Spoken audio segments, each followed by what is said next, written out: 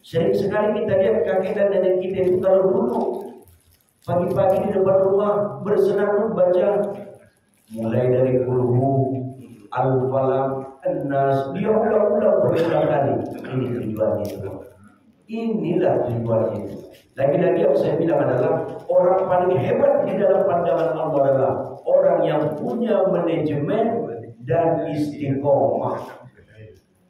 Misalnya ibu mulai hari ini berkata dalam hati, ya Allah, mulai sekarang setiap sebelum sholat subuh saya ngaji 5 ayat. Sebelum sholat subuh saya ngaji 5 ayat. Itu yang ibu ciptakan di hati dan terus ibu jalankan. Ini akan menjadi kemuliaan nanti di hadapan Allah. Orang yang tidak punya wiridnya Pak, itu biasa saja tuh, biasa saja. Makanya mohon maaf nih, kenapa sih PNS itu jauh seolah lebih terpandang ketimbang orang yang bekerja serabutan walaupun gajinya besar? Kenapa sih? Karena PNS itu rutin setiap pagi berangkat, jamnya tetap. Dia punya istiqomah dalam setiap harinya. Padahal mungkin kalau dibandingkan dengan pekerja serabutan bisa jadi upahnya lebih besar. Pekerja serabutan kok seolah lebih, mohon maaf nih, mau ngambil rumah kok lebih mudah PNS ini. Ngambil motor pegawai kok lebih mudah nih. Kenapa? Mereka punya istiqomah. Lihat, keistiqomahan mendatangkan kemuliaan. Cuma yang dimuliakan Allah Subhanahu wa taala. Untuk urusan dunia saja begitu, apalagi urusan Allah. Istiqomah sebelum sholat maghrib 5 ayat dah. 5 ayat kalau lupa kodok, apa itu kodok ganti. Ini akan jadi mulia nih Pak. Jadi hebat itu. Cuma yang dimuliakan Allah Subhanahu wa taala. Yang kedua, orang yang dirindukan oleh surga adalah hafizil lisan. Ini berat ini. Tidak sembarangan kelasnya nih. Orang-orangnya orang khusus nih. Orangnya levelnya sudah tinggi nih. Siapa itu? Orang yang bisa menjaga lidah. Sekali lagi saya ulang, berat ini. Tidak mudah ini. Yang bisa melakukan sedikit. Kalaupun ada yang bisa melakukan, bertahannya lebih sedikit lagi. Apalagi kita nih Pak, hidup di masyarakat, rumah tangga, pergaulan, teman kerja dan sebagainya banyak sekali. Dan ini berat. Misalnya saja habis sholat Jumat pulang ke rumah, laut terlalu asin di mulut, biasanya ini terlepas saja di balik. Kelepasan saja mulut ini nih, enggak macam apa nih. Sulit menahan lidah kita terhadap pasangan, terhadap anak. Anak kita berkata, kamu di mana? Lagi di luar. Wah, ini bagaimana ini tidak ngomong sama saya nih? Mulut ini susah. Saking sedikitnya orang yang bisa menjaga lidah ini, dia mempunyai nilai khusus. Dia dirindukan surga. Surga itu berkata kepada Allah dalam kitabnya dijelaskan itu, surga itu meraih pada Allah. Ya Allah, itu hamba si fulan itu, kata surga nih, tolonglah ya Allah, tidak usah lama-lama hidup di dunia katanya. Kata surga tadi, kenapa?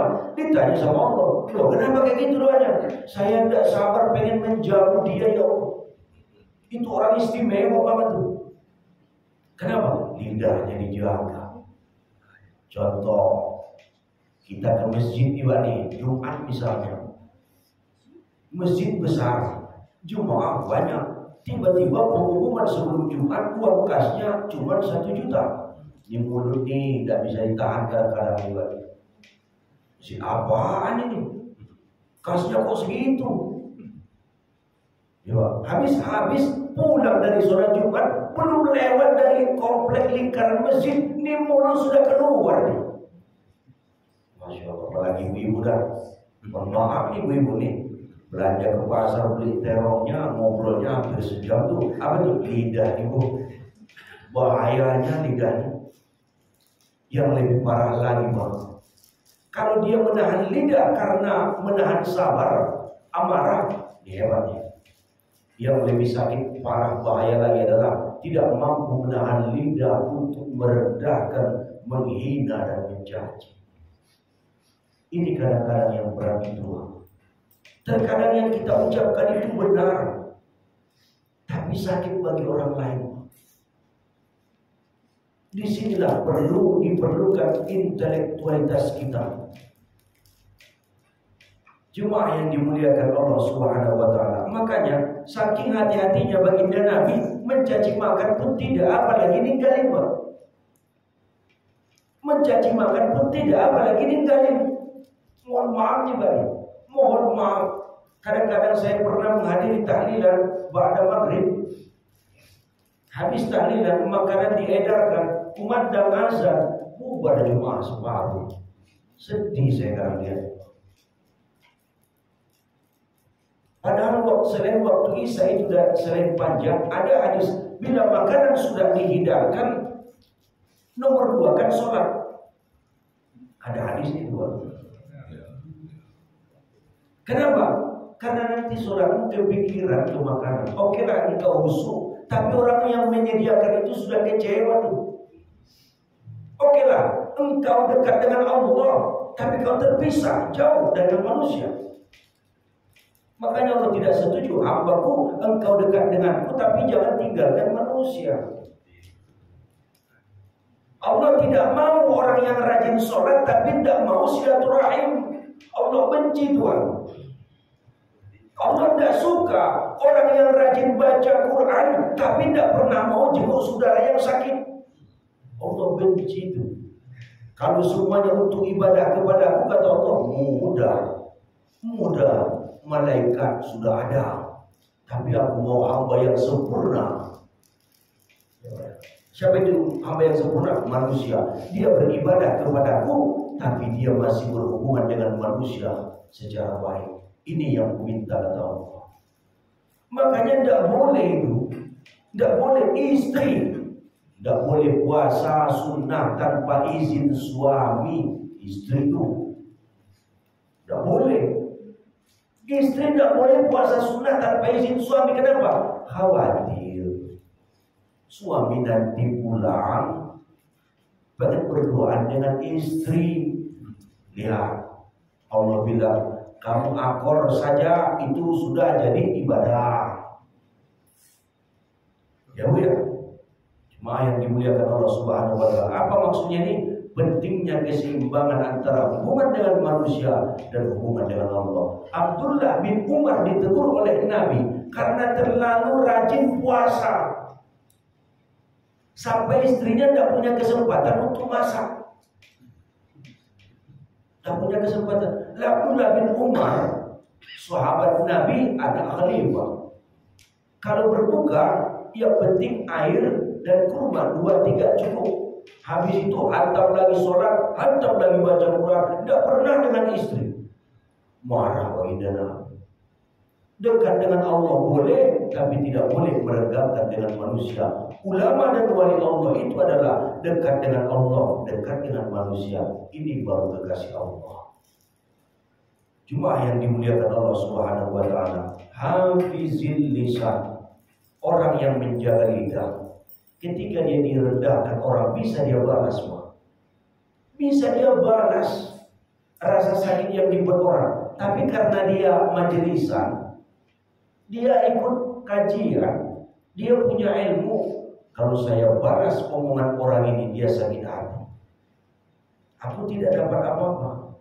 Tapi kalau aku praktekkan hadis Nabi ini, sakit di hati saya, tapi lidah dilipat, orang itu tidak sakit, maka dia menjadi yang dirindukan surga.